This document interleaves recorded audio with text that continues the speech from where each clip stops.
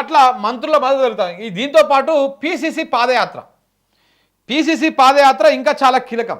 ఇప్పుడు ఈయన తిరుగుబాటు ఒకటైతే పాదయాత్ర మీనాక్షి నటరాజన్ గారు ఎక్కడ వ్యతిరేకత రాకుండా పిసిసి అధ్యక్షుడు మహేష్ కుమార్ గౌడ్ మీనాక్షి నటరాజన్తో పాదయాత్ర స్టార్ట్ చేయించాడు. ఆల్రెడీ ఒక 4 ఉమ్మడి జిల్లాలను ఆయన తిరగడం జరిగింది ఎవరిని ఆమెను తీసుకొని. మళ్ళీ రేపు 24 తారీఖు నుంచి మళ్ళీ 2వ విడత పాదయాత్ర స్టార్ట్ అవుతా ఉన్నది.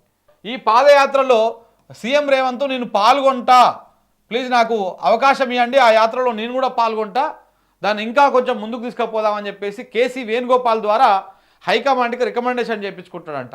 కానీ హైకమాండ్ ఎట్టి పరిస్థితుల్లో కూడా రేవంత్ రెడ్డిని పాదయాత్రలో పార్టిసిపేట్ చేయడానికి ఏ మాత్రం కూడా ఇంట్రెస్ట్గా లేదు. ఇది జరుగుతున్నటువంటి వ్యవహారం. ఇప్పుడు పిసిసి అధ్యక్షుడు చాలా కీలకం అయిపోయాడు మహేష్ కుమార్ గౌడ్. మొన్ననే ఆయన మాట్లాడిండు కూడా. ఏమని మాట్లాడిండు? తెలంగాణ రాష్ట్రానికి నెక్స్ట్ ముఖ్యమంత్రి బీసీనే అని. అంటే ఇండైరెక్ట్గా నేనే ముఖ్యమంత్రి అవుతా అని కూడా ఆయన చెప్పుకున్నాడు ఆల్రెడీ.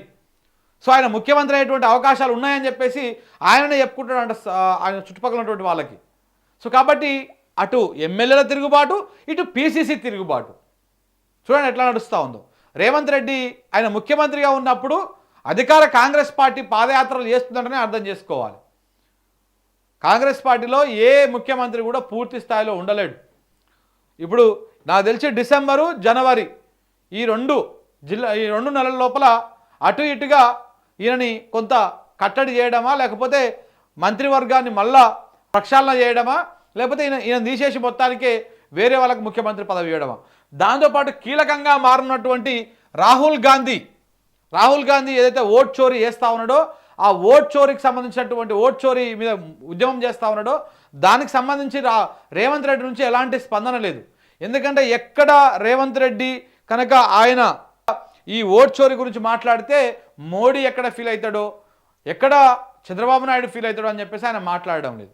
ఒకవేళ అలా మాట్లాడిననుకో మోడీతో ఉన్నటువంటి సంబంధాలు దెబ్బతింటాయి, చంద్రబాబు నాయుడుతో ఉన్నటువంటి సంబంధాలు దెబ్బతింటాయి. ఈయన కాంగ్రెస్ పార్టీ ఎంత ముఖ్యమో దానికంటే 2 ఎక్కువ ముఖ్యం మోడీకి, చంద్రబాబు నాయుడు ఎవరికి, రేవంత్ రెడ్డికి. చాలా తెలివికల్లోడు, అందరినీ చాకచక్యంగా మేనేజ్ చేసుకుంటూ వస్తూ ఉన్నాడు. ఒకటేసారి 3 పడవల మీద కాళ్ళు పెట్టిండు ఆయన.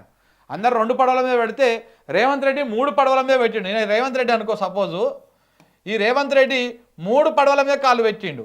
ఇదేమో కాంగ్రెస్ పడవ, ఇదేమో బీజేపీ పడవ, ఇదేమో చంద్రబాబు నాయుడు పడవ. ఈ కాంగ్రెస్,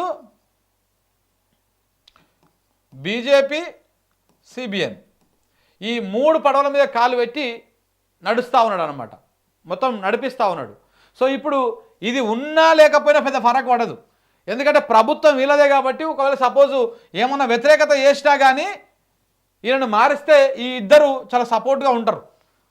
కాబట్టి ఈయనతో పెద్ద ఫరక్ పడదు, దీన్ని పెద్ద లైట్ తీసుకుంటాడు. అందుకే వీళ్ళని కాపాడుకోవడమే రేవంత్ రెడ్డి ముందున్నటువంటి లక్ష్యం. మెయిన్గా చంద్రబాబు నాయుడిని, మోడీని ఇద్దరిని కాపాడుకోవాలి. భవిష్యత్తు వాళ్ళతోనే ఉంది రేవంత్ రెడ్డికి.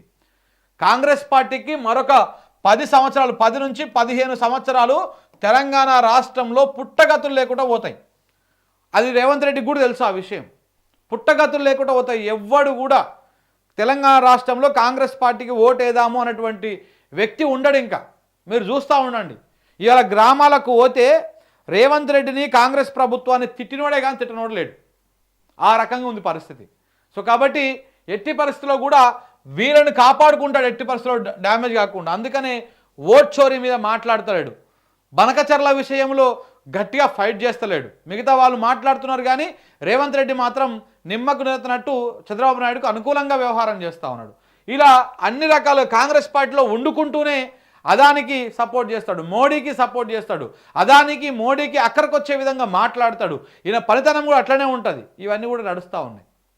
ఇది చంద్రబాబు నాయుడు, మోడీ అండ చూసుకొని రేవంత్ రెడ్డి చాలా దర్జాగా నా కుర్చీకి ఏం ప్రాబ్లం లేదు, నా కుర్చీని వాళ్ళు కాపాడుతారు అన్నటువంటి ధీమాలో ఆయన ఉన్నాడనమాట. ఇక్కడ ఉన్నది అందరూ అనుకుంటున్నారు కాంగ్రెస్ ప్రభుత్వం అని, పేరుకు మాత్రమే కాంగ్రెస్, అదంతా ఇదంతా రకరకాల సపోర్ట్. అందుకే దీనికి బెస్ట్ ఎగ్జాంపుల్ ఇంకొకటి కూడా అర్థం కావాలంటే తెలంగాణలో ఉన్నటువంటి బీజేపీ ఎంపీలు ఎవరైతే ఉన్నారో ఈ బీజేపీ ఎంపీలు ఎన్నడన్నా రేవంత్ రెడ్డి మీద బలంగా గురిపెట్టంగా చూసిరా మీరు? రేవంత్ రెడ్డి నువ్వేం చేస్తున్నావు, రైతుల విషయంలో నువ్వు అన్యాయం చేసినావు, గీల విషయంలో అన్యాయం చేసినావు అని మాట్లాడుతురా? అప్పుడు ఆ మధ్యలో ఓ 2 నెలల క్రితం వెనకకు పోతే ఈటల గారు గట్టిగా మాట్లాడేది, ఏలేటి మహేశ్వర్ రెడ్డి గట్టిగా మాట్లాడేది. వాళ్ళిద్దరు నాన్ బీజేపీ, అంటే సంఘం నుంచి వచ్చినటువంటి వాళ్ళు గారు, వేరే పార్టీలకి వెళ్ళి వచ్చినటువంటి వాళ్ళు. అటు ఏలేటి మహేశ్వర్ రెడ్డి నోరు మూయించారు, ఎక్కడ మాట్లాడతాడు ఆయన. ఓ నెల రోజులు అవుతుంది పెద్ద కనపడక, ఏడ కూడా గట్టిగా మాట్లాడతాడు. ఆయన పని ఆయన చేసుకుంటాడు అంతే. ఆయన ఎల్పీ లీడర్గా ఉన్నాడు. అలాగే ఈటల రాజేందర్ కూడా పెద్దగా ఫోకస్ చేస్తలేడు. ఎందుకంటే ఫోకస్ చేసినటువంటి ఇద్దరి మీద, అటేమో ఏలటి మహేశ్వర్ రెడ్డినేమో అధిష్టానంకి, బీజేపీ అధిష్టానానికి చెప్పి నోరు ముయించిండు.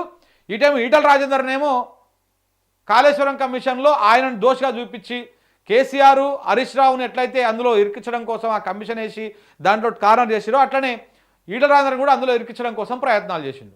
అట్లా ఎక్కడ వాళ్ళకక్కడ చెక్ పెట్టిస్తూ ఉన్నాడు అనమాట.